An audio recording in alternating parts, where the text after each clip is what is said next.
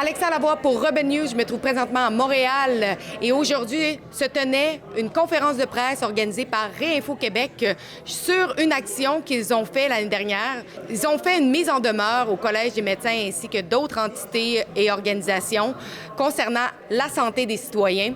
Nous sommes ici pour parler justement avec des médecins pratiquants et non pratiquants.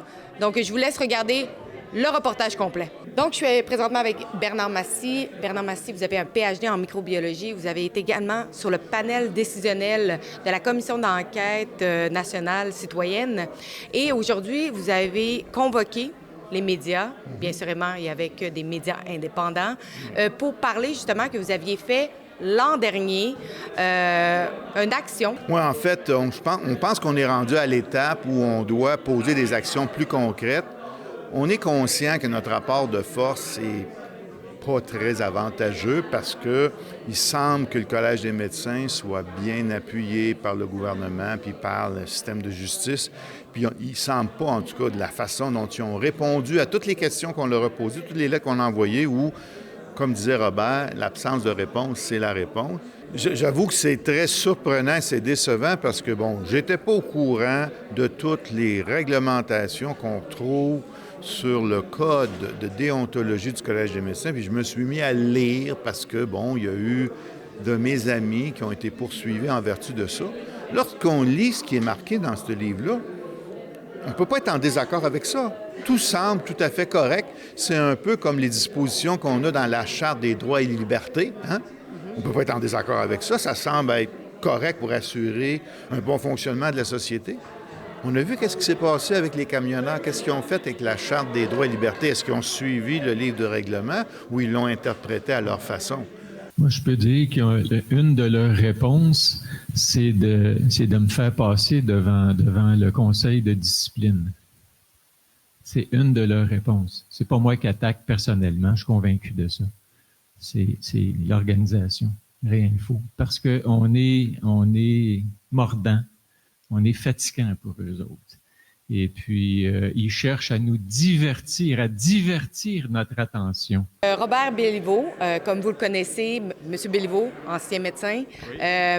J'ai appris aujourd'hui, durant la conférence, que vous aviez reçu des représailles du Collège du médecin, même lorsque vous n'exerciez même plus la médecine. Pouvez-vous nous en parler? Ça a commencé par deux plaintes que j'ai pris avec un verre d'eau, là. Et puis, je leur ai dit, ben oui, je fais attention à ce que je dis. Effectivement, je peux faire attention, être peut-être moins intense dans mes interventions. Je pourrais dire ça. Bon. Après ça, celle qui a déposé la plainte contre moi, c'est une plaignante quérulente. C'est un mot que je connaissais pas, là. C'est utilisé, qui insiste, là, qui veut ma peau, là, elle veut, puis elle a continué à faire des plaintes. Et puis quand j'ai donné les conférences, des entretiens à Julie Lévesque, 3 entretiens que j'ai donnés pour le compte de la FDDLP, la Fondation pour la défense des droits et libertés du peuple, là, elle est allée, elle a dit « Regardez ça, ça n'a pas de bon sens ». Puis là, ils ont mis ça dans les mains d'une syndic ad hoc qui a été nommée, Dr Isabelle Gosselin, pour ne pas la nommer. Bon, qui, elle, a pris ça, puis a dit « Je vais faire une demande à une experte, Dr Caroline Quashtan, qui va regarder le contenu de ces trois entretiens-là pour voir s'il y a matière à faire un dépôt d'une plainte en invoquant l'article 89 qui dit quand on s'adresse aux médias, il faut être en accord avec la science. Donc, comme vous le savez, YouTube continue de censurer les contenus comme les contenus concernant la COVID-19 ainsi que vous savez quoi, mais je vous amène au lien dans la description de cette vidéo pour aller regarder le reportage complet sur Rumble puisque ce site nous permet de pouvoir vous montrer l'autre côté de l'histoire.